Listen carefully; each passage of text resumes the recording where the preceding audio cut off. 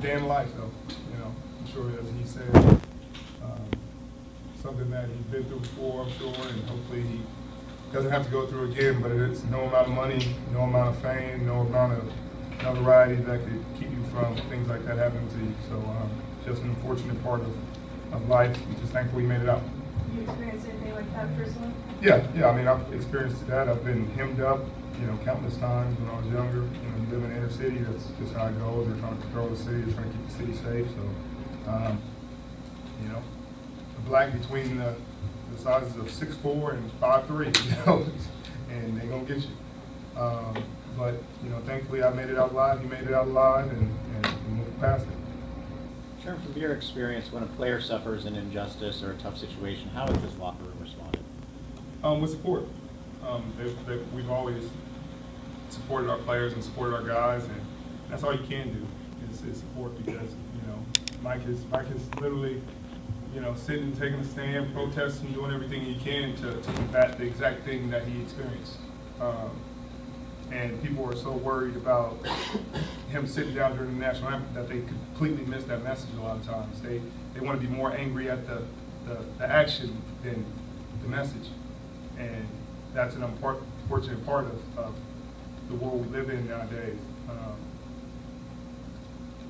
I wish that people would take it for what it is and make a difference and go out there and try to combat against racism, fascism, unnecessary violence.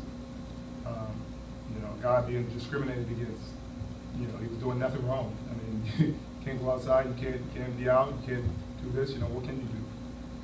So hopefully people will start to do the necessary things that it takes to make a change. Do you think more teammates might join in the protest? I'm not sure. Potentially, but guys are trying to make a difference in other ways, and I think guys will do more to press their initiatives and press their foundations and donate money and try their best to make a difference in other ways, because it's starting to become apparent that kneeling, what Colin did, obviously didn't have much of an impact on what's going on in society, and Mike's sitting and trying to make a difference, and they're passing judgment and criticizing his actions instead of trying to make a difference and trying to do things to change it. So we're just going to continue to look for steps and look for things that we can do to try to change society and give people more equality. Richard, when did you? Go about doing that? Say that one more time. What is the best way to go about doing that? I wish I knew. If I knew it, I'd be doing it. I'd be doing more. Giving money to different causes, and that's everything. That's giving more money to the police department so that they can have more people. They can better educate their officers.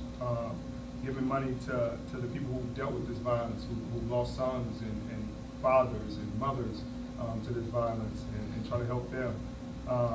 But I have no idea, honestly. If I knew, I promise you I'd be doing as much of that as I could. You initially disagreed with Colin when you first took the seat. Given everything that's happened a year later, do you have any different thoughts on that, or do you? I didn't disagree with him. I disagree with the action, not the message. Right. I guess the action. Have your thoughts changed on the action? No, it hasn't. But mostly because of this reason. For this reason, and it's because people aren't even getting the point. He's going out there and making a stand, and people are, you might as well just be saying blah blah blah blah blah, because people are just seeing you kneel during the national anthem, and they're taking that and closing their ears, and that's unfortunate. People see the action and then close their ears. The rest is ignorant to them, and I wish that would change. I think his intent was pure. His heart was pure. He was trying to do the right thing, but in our society, you got to find the right way to do the right thing so people don't close their ears, and that's what we're trying to do. What effect has Mike's incident had on the locker room? Honestly, a lot of guys have dealt with this throughout their lives, so we're just happy that he's alive. It's obviously brought awareness to the outside world, but for us, it's something that a lot of these guys have dealt with, throughout most of their lives. Just going out in everyday society, it's going to happen to you at least once or twice in your life, and maybe more. You just got to respond to it the right way and try to stay calm and try to do everything they tell you to do, and hopefully they do the right thing. And thankfully Mike did, and they did the right thing and allowed them to walk away. Richard, at the risk of prying into something very personal for you, when was the last time something like that happened to you? Last time, college. I'm in Palo Alto. The east side of Palo Alto is much different than the other side of Palo Alto, and happened to be over there. Actually going to get some Jamaican food because they got good Jamaican food over there, and just got hemmed up, wrong place, wrong time. That I think there was a shooting not too far from where we were, and looked like the suspect had dreadlocks, around I guess my build, but they let me go. We had another incident where some neighbors, we were actually, they called us anytime they needed help moving stuff at Stanford. Some of the donors, very affluent and wealthy people, if they needed to help moving a big dresser or something, we needed money in our pockets, we couldn't get jobs, NCAA, you can't do anything. But they give us $50 or so. So we went over there. So I got there first, and it's a neighborhood I've never been to before, and the house was the driveway was really long, so I'm kind of looking around, kind of driving slowly through the neighborhood, and I finally found it, and I drove into the neighborhood. And, knock on the door, I introduced myself, meet the guy, we're sitting there waiting for my teammates, and we come outside to a hard knock, and it's the police out the door, and, guns drawn, and luckily he comes first, he gets to the door first, because, who knows what happens. And he's like, what's going on? And they're like, hands up, get out. And is there anybody else in the house? And I'm right behind him, so I come out, hands up, I've done nothing wrong, but apparently the neighbors called the police because I looked suspicious, and they didn't think they thought I was robbing the place. So they came with 9 police cars, dogs, everything. The guy that owned the place was like apologizing, but he didn't do anything wrong.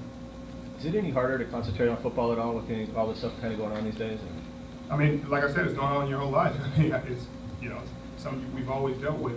I think it's becoming more prevalent to the public, and people are starting to see it more, with all these camera phones and Mike bringing it to light, and people are starting to see more and more of it. So I guess it's something that's always been there. And on Colin, how are you surprised by this one, that he's not signed or that he's still out there, or are you? Yeah, I think I've expressed that countless times, that I'm surprised, and I had a little exchange with Albert Breer, who's a good friend, he's a great guy. Earlier, because he had written an article, nameless, faceless execs of, nameless, faceless teams, talking about, oh, I didn't like him coming out of college, I didn't like him. It's like, wow, so you're such a bad exec that you're judging a kid off of college tape when the kid's been to Super Bowls and won NFC championships and been to multiple NFC championships, and you're still talking about his college tape. So I think that's the part where I don't get it. You got guys who are so quick to judge and critique, oh, it's not because of the anthem, it's because he can't play. But, Mark Sanchez played in Chip's system and then got a job after. They're like, oh, who else can play in that system? Well, he was just in that system and then played another system and got a job. I think they're looking for excuses to keep him out of the league, and they're finding them. You look for excuses, you can find them. There was a great saying about excuses are like something on your body. Everybody has